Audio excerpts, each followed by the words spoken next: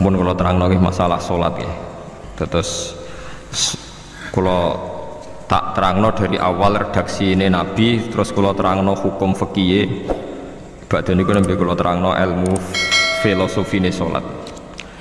Ngendikane Kanjeng Nabi Muhammad sallallahu alaihi wasallam niku teng hadis sahih mutawatir niku as-sholatu khairun maudhu'un fa aktsir aw aqillah. Kula balen malih as-sholatu khairun maudhu'un fa aktsir aw aqillah. Jadi sholat itu kebaikan yang sudah bawaannya dulu. Jadi sudah bawaannya sholat itu kebaikan. Maudhu itu sesuatu sing asli. Pokoknya sholat itu mesti api. Sebab niku ngendikane Nabi cek kue ngekeh-ngekehno jumlahe sholat, cek jumlahe nopo sithik. Dalam konteks artinya sholat fardu karuan nggih, kaifiyahe karuan, aturane karuan.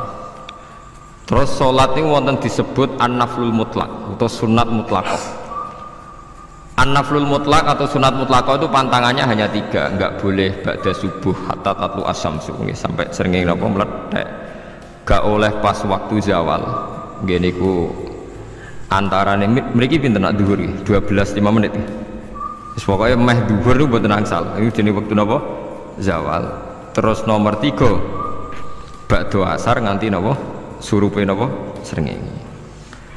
Larangan 3 salat ini bisa dibatalkan kalau ada sebab yang mukorin. Misalnya bar ngasar kok ana wong mati, berarti kita angsal salat napa? Jenazah. Utawa kue bar subuh mlebu masjid terus dia wudu, niku ana ulama sing darani tetep salat tahiyat napa? Masjid. Mergo sebabe nggih dukhulul masjid. Jadi hanya ada pantangan niku wau. Niki rungokno tenan nggih. Nah terus yang menjadi kontroversi mulai zaman ulama ngantos sakmangke itu kaifiyah kados traweh. Wis ora usah tersinggung niki ilmu. Teng riwayat-riwayat Bukhari Muslim Nabi nu nak witir itu 9 rakaat. Lam yakut min hunna fi akhirihinna illa wahidah. Di Nabi nate sholat witir itu 9 rakaat enggak duduk sama sekali, mau terakhir duduk pas ke-9 terus salam. Nah, sebagian riwayat Nabi memotong sholat itu sholatul laili masna berarti 2 8 terus 1 witir. Ini rungono tenan. Sehingga ketika ada sholat traweh yang 4 rakaat tanpa tasyahud, sebetulnya secara fikih pasti kita sepakat sah. Karena kalau 4 rakaat tanpa tasyahud pertama, kenapa kita katakan sah? Karena Nabi malah pinten songo luwih seru to. Mboten iki karena menjadi kontroversi. Nah, dan tidak satu pun ulama di dunia yang mengatakan tasyahud awal itu wajib. Sampean yakin tasyahud awal wajib atau sunat? Sunat. Artinya khasnya hukum sunat itu gimana? Kalau ditinggalkan tidak batal. Berarti misalnya ono tarawih 4 rakaat berturut-turut, berarti tidak ada masalah karena yang ditinggal artinya tasyahud awal yang kita yakin itu hanya sunat. Tapi dasar ra cocok ya itu tidak ada masalah. Dalile apa? Dalile ra cocok. Lah sing darani masalah padahal darani tasyahud awal iku sunat. Kowe salat zuhur tasyahud awal sunat atau wajib? Sunat. Nak sunat tuh khas ya, ditinggal batal lho ora? Mboten. Tapi nak sing ra cocok ya batal. Hukum ono cocok ra cocok. Mboten iki kula terang. Nah, traweh itu yang kontroversi ini teng kitab Majmu' karangan Imam Nawawi. Ya akal-akalane tiang-tiang niku. Kula nganti sakniki kan mboten nate ngimami, tapi nggih tak kandhani imam. Soalnya niat ngakali pangeran, tapi pangeran bakali ya ora kena. Ngeten, ini dawuh Imam Syafi'i. Tarawih itu kalau terakhir kan pinten? 3 rakaat. Kan 2 rakaat dulu. Lalu pas 2 rakaat itu pas witir, yang witir kok tarawih. Yang terakhir witir 3 rakaat itu 2 rakaat sampai niatnya witir nopo. Witir. Setelah 2 rakaat sampai salam ndak? Salam. Itu menjadi sholat teraneh di dunia. Karena kue muni witir tapi jumlahnya 2. Nah, itu sholat teraneh napa di dunia. Terus sampean muni ngene, mboten Gus maksud kula niku telu tapi lurus sik. Lah berarti kayak kudu nerangno pangeran, kudu kamu pangeran kayak penjelasan. Gusti ini dua sementara loh, nanti ada. Karena jika Tuhan tidak kamu kasih penjelasan, akan aneh kan disebut witir, tapi rokaatnya dua. Maka kamu harus niatnya Gusti ini cicilan witir. Nah, sehingga jangan kira engkau dua, tapi ini nanti tiga. Nah, itu makanya setiap bilalnya atau matinya kan solu sunnatan rokaataini minal witri. Jadi diumumkan sholatlah 2 rakaat tapi yang satu paket dengan cicilan witir. Lah itu lucu. Karena anda sekali bilang itu witir berarti anda bohong kan, nyatanya 2 rakaat. Tapi kritiknya Imam Syafi'i ini kan lucu. Imam Syafi'i yang imam kita tuh mengkritik itu sholat aneh kalau begitu. Sholat tuh kalau sudah salam itu dianggap sholat mustaqillah, sholat yang mandiri. Nggak bisa sholat kok bertakluk dengan sholat setelahnya. Sholat itu kalau sudah dimulai takbir diakhiri salam ya selesai dan menjadi sholat yang mandiri. Nggak bisa sholat yang mandiri ini engkau nasibku ngenteni yang satu itu iso sholat tapi selesai yo selesai. Sebab itu seharusnya witir agak resiko ya 2 rakaat langsung tasyahud awal engkau terus tambah 1 rakaat kados mirip maghrib lah, mirip apa? Maghrib.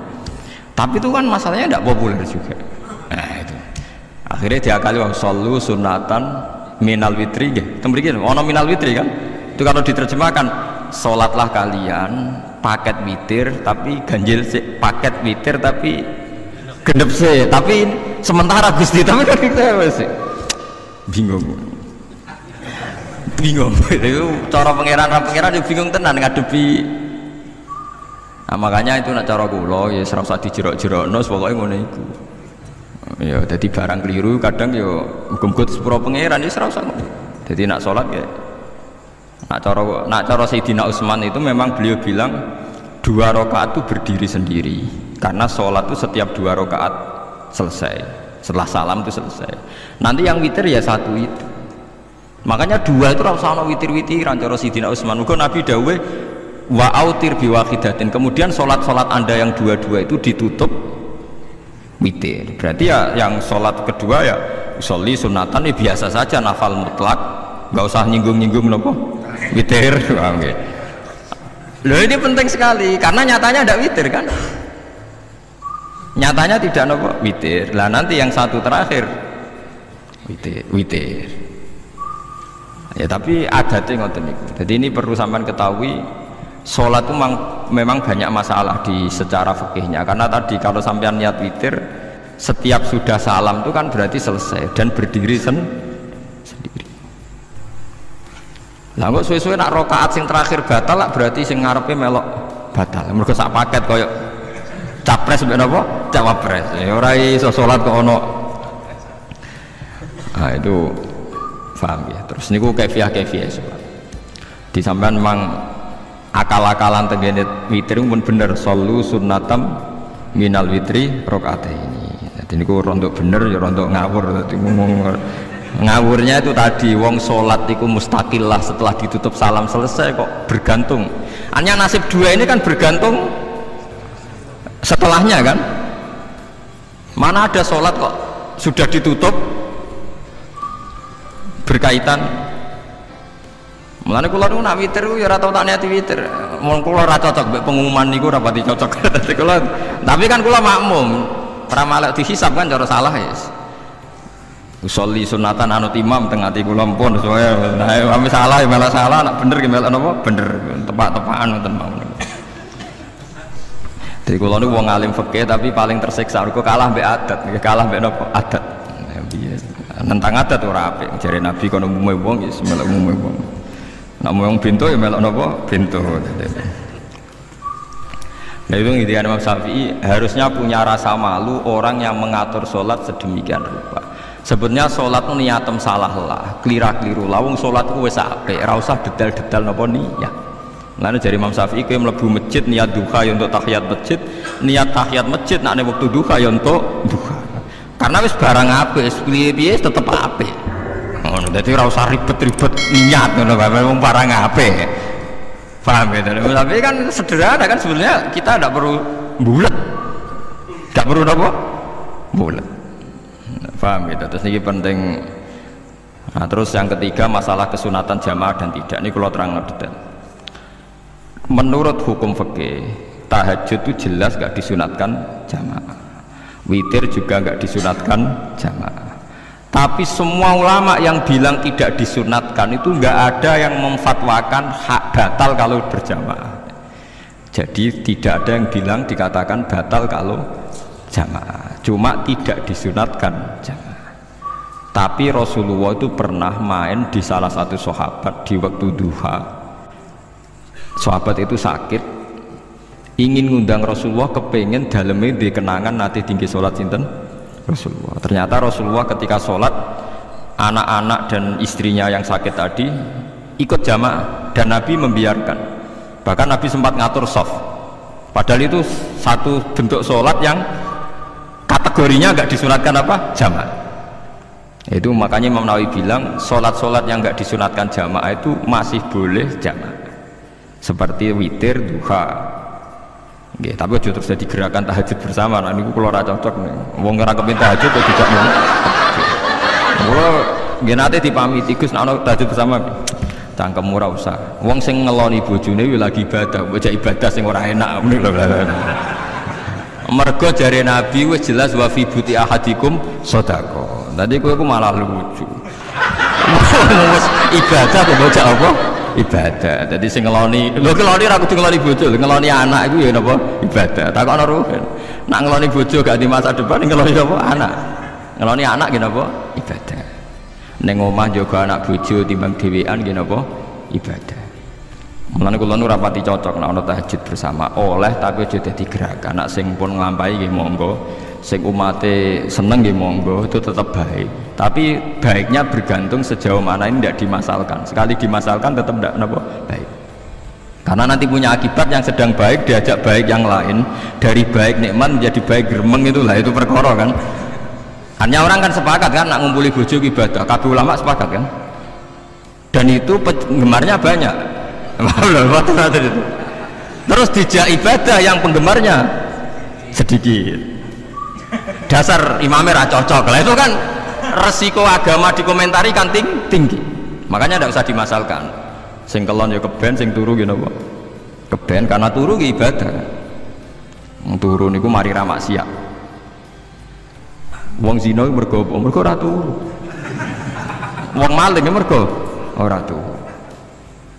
Wong ngrasani wong mergo ora turu. Mulane kula nate cerita teng ngaji niki ana ulama wali saking seneng ibadah nganti janggal. Ana gak wali sing makome kaya aku. Dituduhno wali sing saurip-uripe turu kecuali salat fardu. Yaiku wali sing setingkat kuwi. Mboten trimo Gusti, tapi ini kok turah turu ya takokno sesuk. Kena apa kok turah? Jebule tak takoki kena apa jenengan turah turu? Ya wong turu ora iso maksiat. Tapi nak kowe poso tahajud jenenge wong melek tepatine nduk ndi-ndi, tetep paling selamat kok turu.